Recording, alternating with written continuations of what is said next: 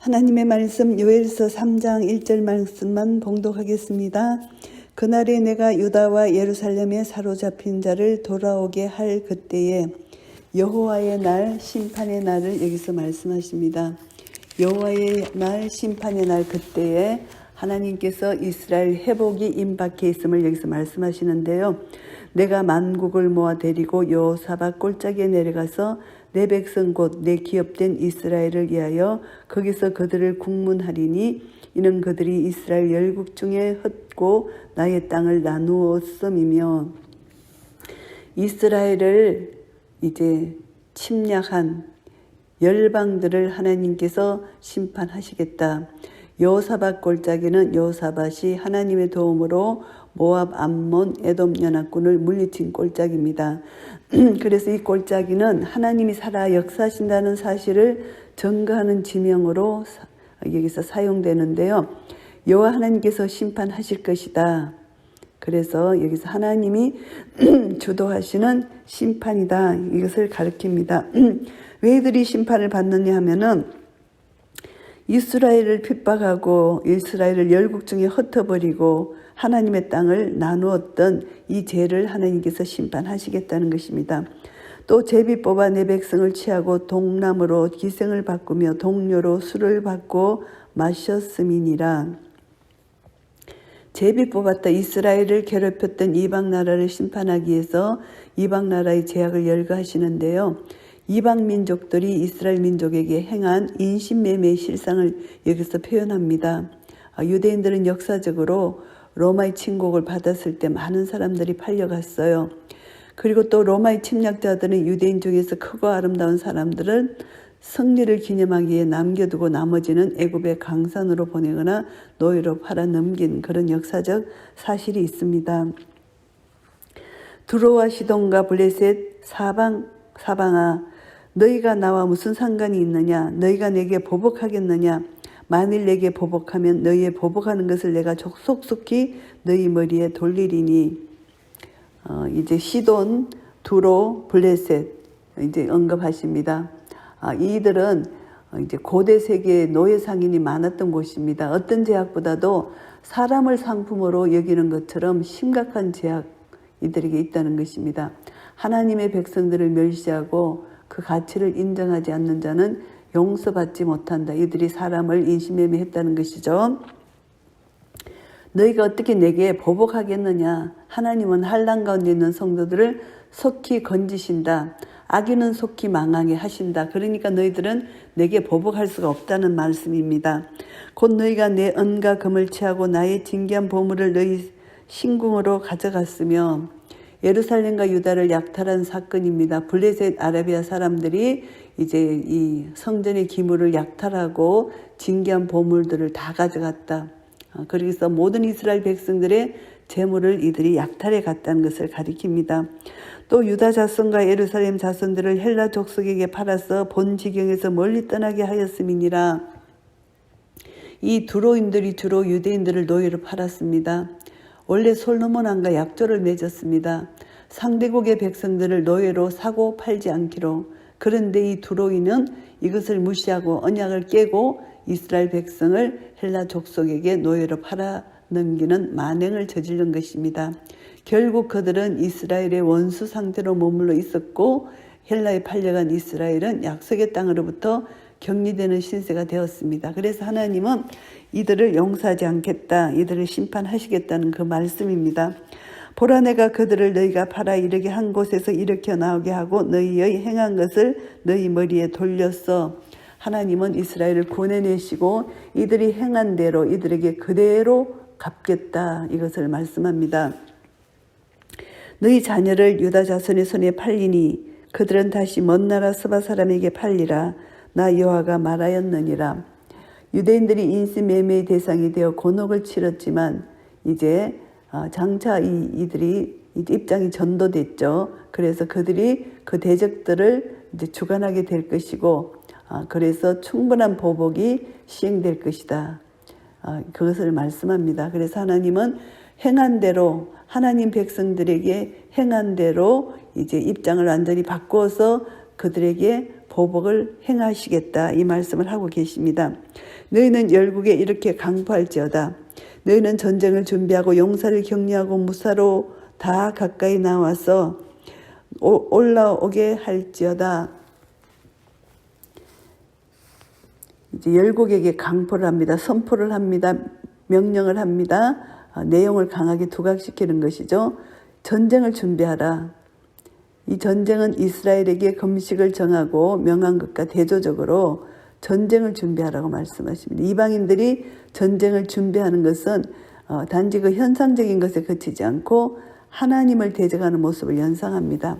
하나님이 직접 전투에 참여하신다는 그런 것을 여기서 실체를 보여주신다는 것입니다. 너희들이 아무리 전쟁을 준비해봤자 너희들은 심판이다 이것을 말씀하시는 것이죠.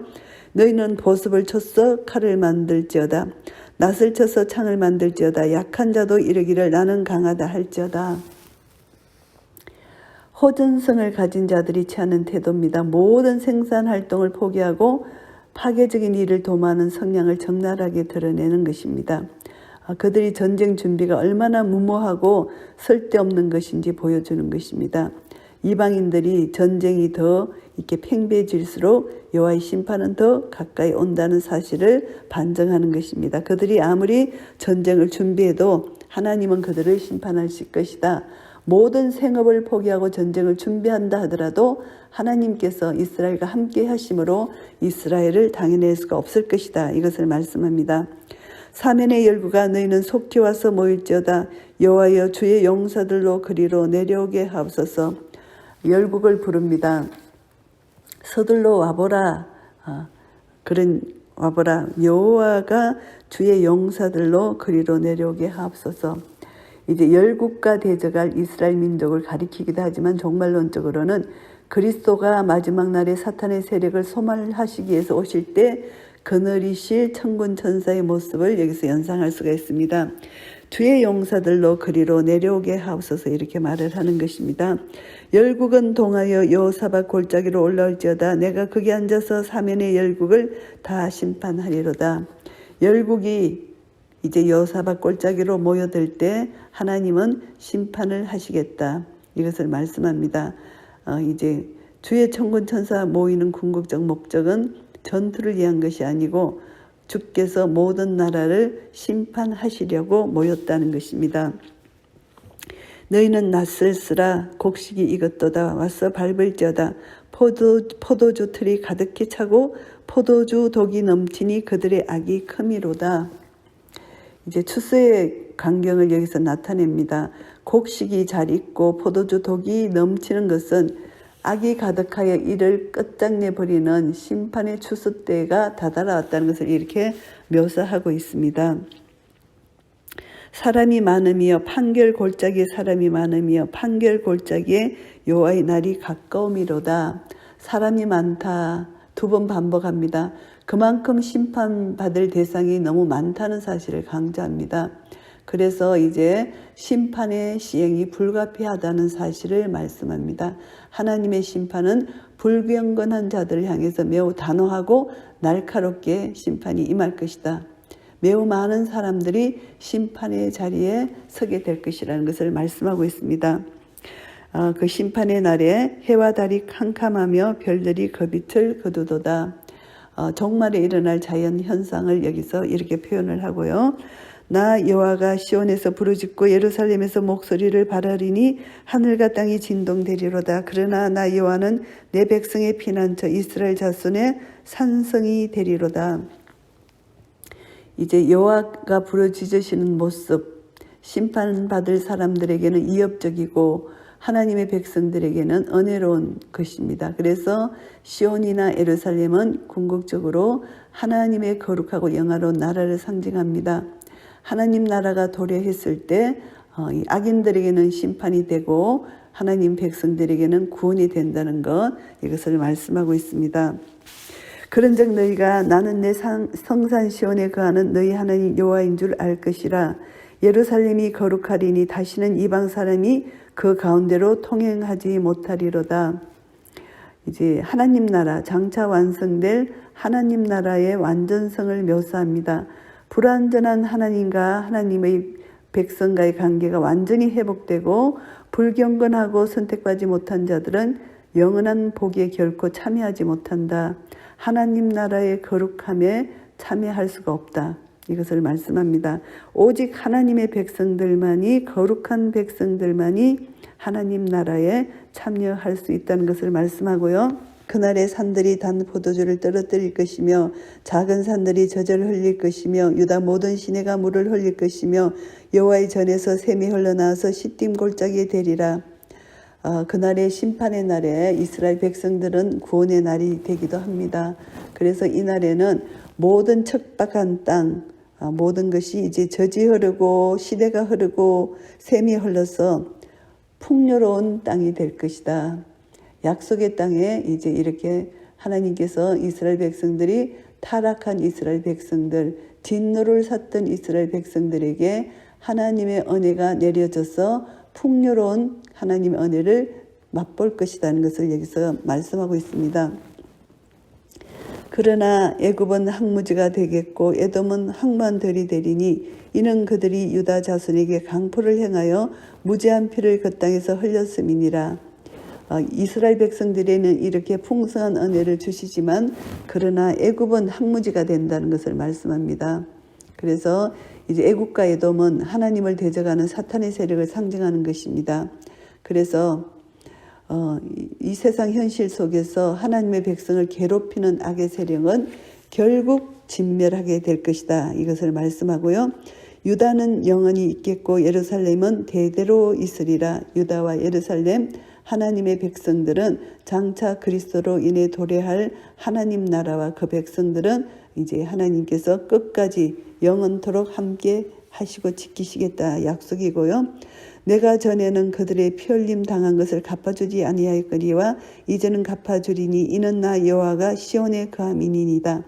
전에는 이스라엘이 핍박을 당하고 환난을 당할 때 침묵을 지키셨다는 것입니다. 왜냐하면 이스라엘 백성들이 죄악 가운데 있었기 때문에 그래서 심판을 주시고 그들이 회개함으로 이제 복을 다시 얻게 된 것이죠.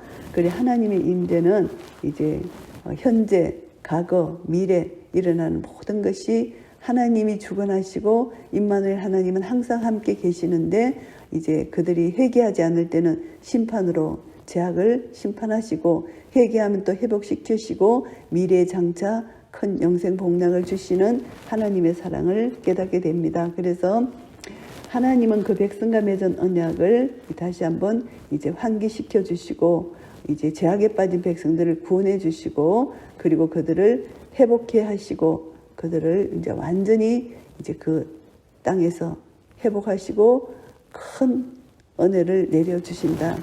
영원한 하나님 나라 하늘의 예루살렘에서 이제 영원토록 하나님과 함께 살게 해주시는 놀라운 은혜 나 여호와가 시온에 거함이니이다. 하나님과 임마누엘 하나님이 함께 구해 주신다는 것을 말씀합니다.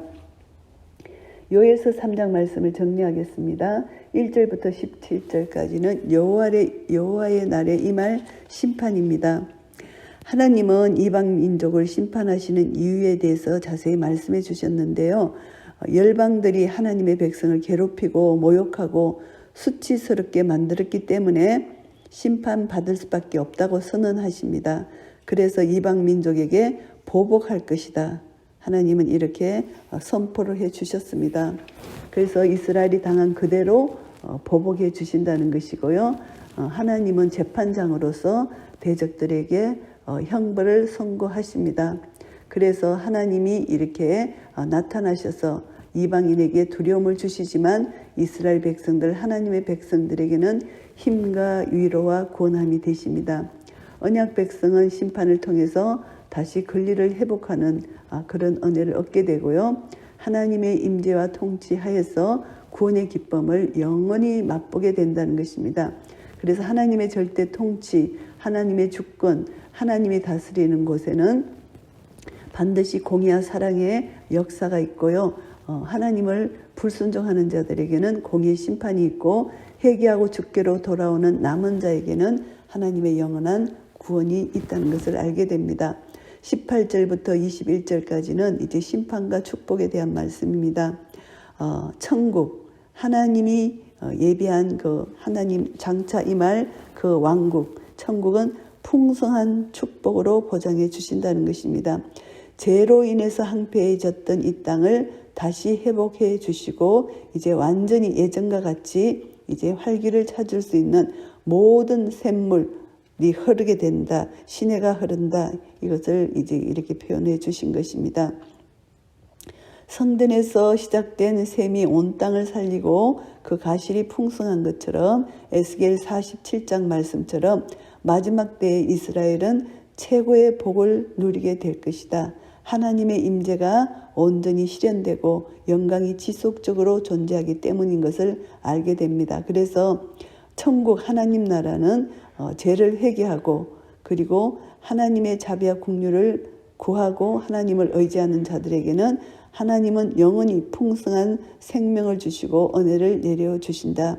예수님께서 이 땅에 임마누엘로 오셔서 우리 인류에게 믿는 자에게 죽음을 이제 예수님의 죽으심을 통해서 내가 함께 예수 그리스도와 함께 죽었고 예수님이 부활하심으로 나도 함께 부활했고 그 죽으심과 부활을 통해서 이제 내 안에 예수님이 살아계시고 내 안에 성전이 되었습니다. 성령님이 오심으로 나에게 우리 모든 믿는 자들에게 은사를 선물로 주셨습니다. 그래서 우리 그리스도인들은 하나님의 임재를 날마다 찬양하며 감사하며 임마누엘 하나님을 기뻐하며 절구하며 성령님을 통해서 하나님의 영광과 축복을 경험하고 축복을 누리는 자가 되어야 됩니다. 우리는 요엘서 3장을 통해서 이제 교훈을 받습니다. 하나님을 대적하는 어떤 자, 개인이든 나라든 어떤 자든 반드시 심판을 당하게 된다. 파멸을 맞이하게 된다. 이것을 깨닫게 되고요. 그리고 하나님을 의뢰하고 그리고 회개하고 주님만 믿고 따라가는 자에게는 궁극적으로 승리와 구원을 얻게 된다는 것. 그래서 하나님의 심판의 날에는 악인에게는 공포와 종말의 심판의 날이 되지만 의인에게는 기쁨과 소망의 날이고 구원의 날이 된다는 것입니다. 그래서 우리는 역사적 사실을 통해서도 섭리하시는 하나님의 손길 그리고 통치하시고 다스리시는 하나님의 손길을 우리 날마다 경험하면서 우리 각자에게 주어진 사명, 세상 끝날까지 우리에게 지상명령을 내리셨습니다. 온 민족과 족속에게 우리가 이제 복음을 전하는 것이 예수 그리스도의 지상명령입니다. 우리는 그 지상명령을 순종해서 온 민족과 열방 가운데 나아가서 주의 복음을 전가하고 그들이 주께로 돌아오기까지 우리는 수고를 아끼지 않고 할 때 하나님의 나라가 확장되며 우리의 수고를 통해서 이제 믿지 않는 자가 믿음의 대열에 서게 되고 이제 하나님 나라가 그들에게도 임하여 그들을 통하여 하나님께서 찬양을 받으시게 될 것입니다. 이런 은혜가 우리 모두에게 있으시기를 예수 그리스도 이름으로 축복합니다. 아멘.